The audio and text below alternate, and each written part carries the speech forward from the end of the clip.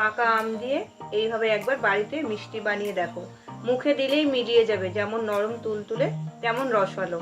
কতটা নরম হয়েছে, স্পঞ্জি হয়েছে দেখো, মুখে দিলেই কিন্তু খুব সহজেই মিলিয়ে যাবে।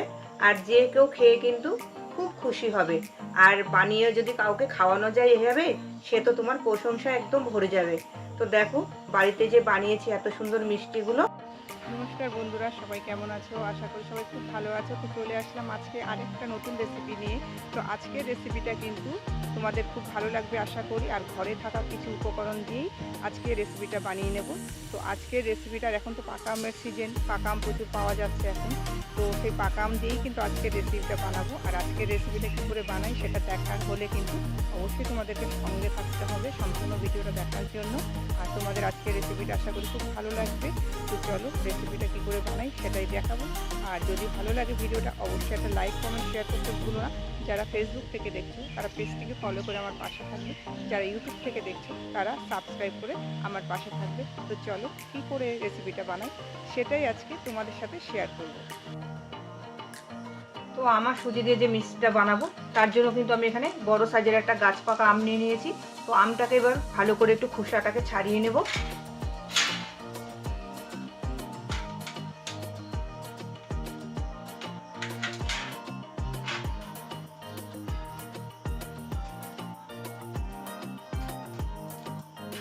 আমটার কালারটা দেখো একদম কত সুন্দর, যেহেতু গাছ পাকা আম কালারটা কিন্তু খুব সুন্দর হয়। আর আমটা হলো হিমসাগর আম, এটা আমাদেরই বাড়ির গাছের আম।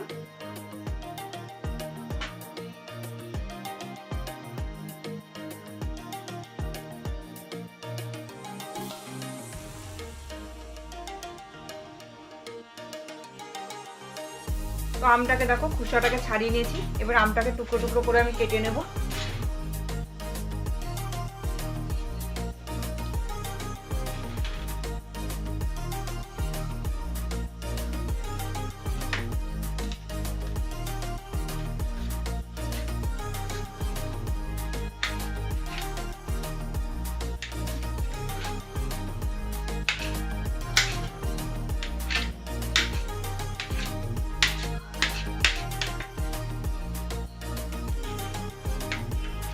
এবার টুকরো টুকরো করে কেটে নেব।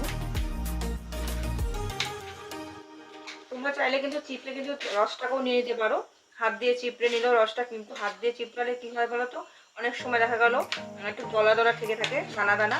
তো মিক্সচার মেশিনে একটু ঘুরিয়ে নিলে কি হয়, একদম মিহি হয়ে যায়। এই কারণে কিন্তু মিক্সিতে দিলে ভালো হয় আর কি।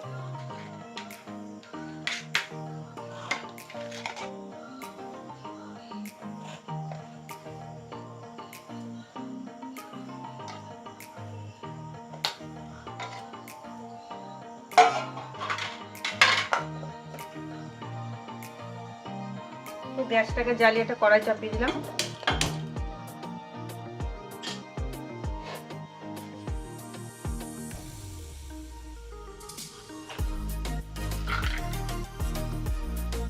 কড়াইতে দিয়ে দেবো আমের পেস্টটাকে।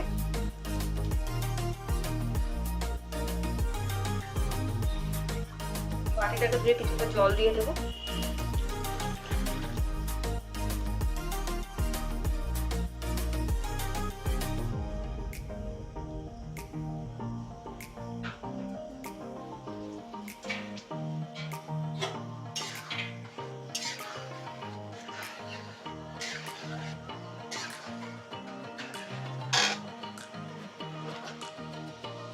দিয়ে দেবো সামান্য পরিমাণে নুন।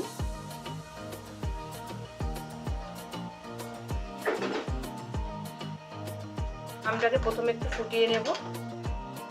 আমটা বেশ দেখো ফুটে উঠেছে। এবার দিয়ে দেবো 1 কাপ পরিমাণে সুজি। একটা আম নিয়েছিলাম সেই কারণে আমি 1 কাপ পরিমাণ সুজি দিলাম। এবার গ্যাসের আঁচটাকে আমি কমিয়ে দেবো, দিয়ে ভালো করে নাড়াচাড়া করে নেব যাতে দলা না পাকিয়ে যায়।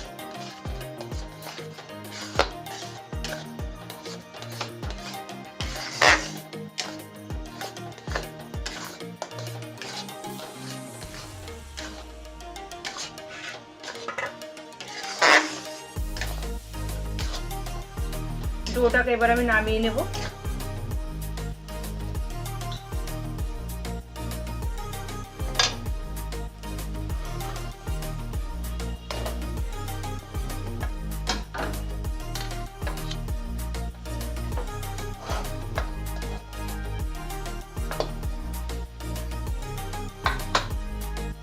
ওদিকে ডোটা ঠান্ডা হতে হতে এদিকে একটা আমি গামলা চাপিয়ে দিলাম।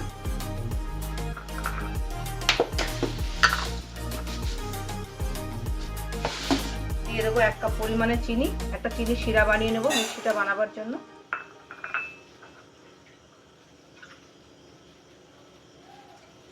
1 কাপ জল,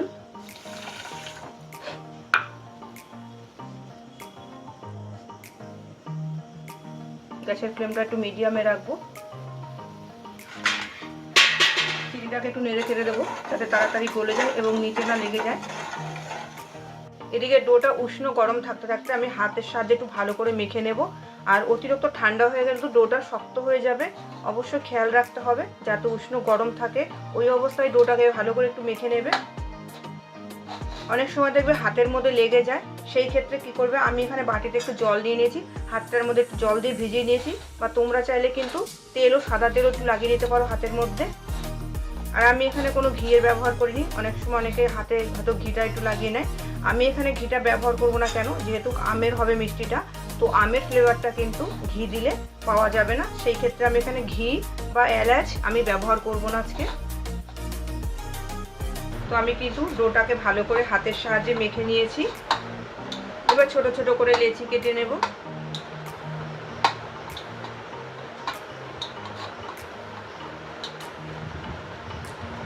ঠিক এইভাবে ছোট ছোট করে লেচি কেটে নেব।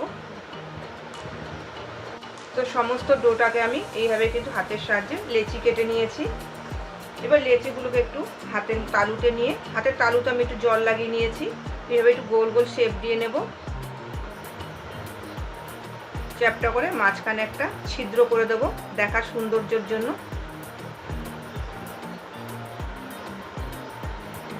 তো দেখো সবকটা মিষ্টি কিন্তু এইভাবে শেপ দিয়ে নেব।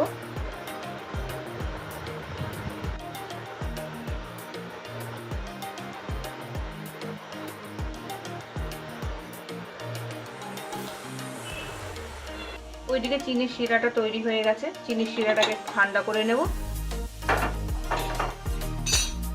এদিকে চাপিয়ে দেবো কড়াই একটা গ্যাসে।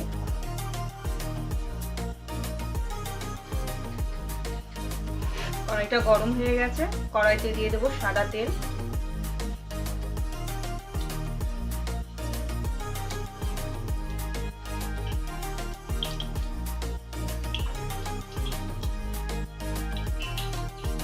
তেলটা গরম হয়ে গেছে, তেলটা আমি কিন্তু হাই টেম্পারেচার করিনি, মিডিয়াম গরম রেখেছি। এবার দিয়ে দেবো মিষ্টিগুলোকে।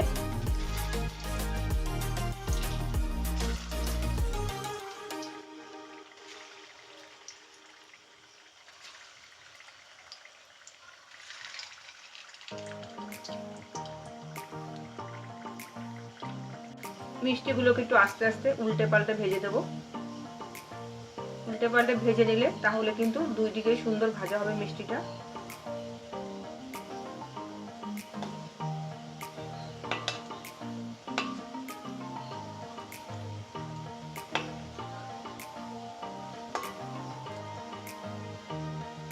মিষ্টিগুলো ভাজা হয়ে গেছে, এবার আমি চিনি শিরাটার মধ্যে দিয়ে দেবো।